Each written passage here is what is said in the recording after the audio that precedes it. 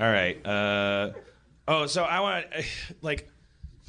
So last night that episode hasn't aired yet, but we had a young lady who had just gotten done with a double mastectomy come up on stage. She wanted to talk about it, and all I know is, she's had done chemo. She was, she's like still on the stuff, like she was like fresh off of the process, and was like just sharing her story. And all I know as a guy is like, I only know like, oh, it's so important that women talk about this. I totally know that. So that's why I was so excited, but I had no idea what to ask her. It was the worst. Like, I don't know if I did a good job or a bad job, because she was like had just gotten done being sick, and it wasn't about me, so I couldn't be like, am I doing a good job? But I think I did anyway, and I was like, am I supposed to be doing this different? It was like, what's your relationship with your boobs before I don't know what to do. I'm fucking everything up. And I tweeted at her like how did that go for you the next day? And I don't think she responded, and I may have done it wrong, or maybe it doesn't revolve around you, and she needed sleep. Dan, she just got done with a fucking operation. But I don't know. I is there a connection? But you must have more friends than I do that have been through breast cancer. I don't actually. Really? No. I mean, you're gonna tell me you don't hang out with Tig Notaro all the time? Well, she did drive me here, but it's for the lesbian shuttle service. Yeah. It's very convenient. There's got to be a great app name for that. Homobile. That's not mine. That's a real thing that exists. Yeah, Homobile? Yeah, Homobile. It's like a ride-sharing service for among other things. Yeah, prostitutes and drag queens and people who specialize in body glitter and stuff.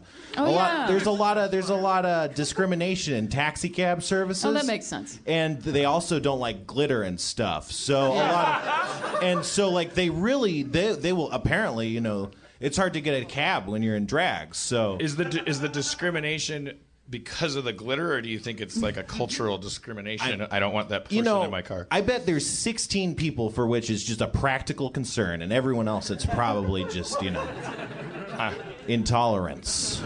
But for those people, there's Phobomobile. Okay, yeah, they can drive each other around. They just use glitter Twitter. That was bad. It just rhymed. It wasn't a pun or anything. I just rhymed two words. But I guess the answer is you don't have to. There's nothing inappropriate. It's not. It wasn't my job. I was just like, it's just good. It's good for more women to talk about it because the alternative is. I think this era is kind of like more past ending. It's not like we get it now. Like women should talk about it, because otherwise, like the risk is like people is like women being so ashamed that they don't check themselves or don't seek treatment or what or just like don't. I mean, what is the risk of women not talking about it? What's the terrible thing that can happen?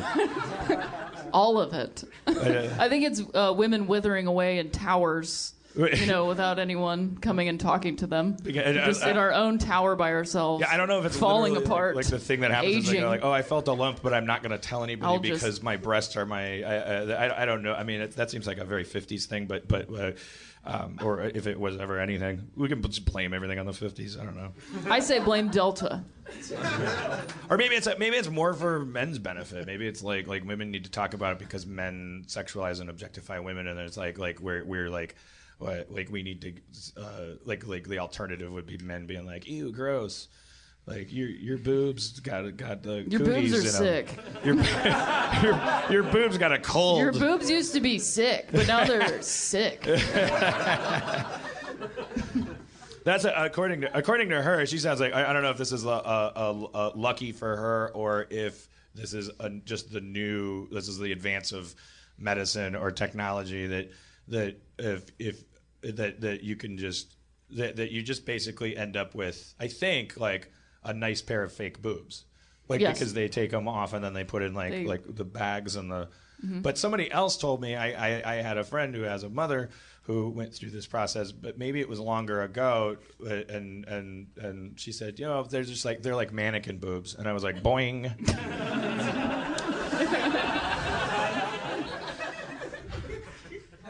Why were you like that? My penis became erect. Well, so fast that it made a cartoon diving board sound. I miss mannequins in films. Oh, man. We just don't put mannequins in film and TV as much as we used to in the 80s. Yeah. What about the film Mannequin? Do you like that? I mean, I like that one. Yeah. In my top 3 mannequin-based films, Mannequin is definitely in my top 3.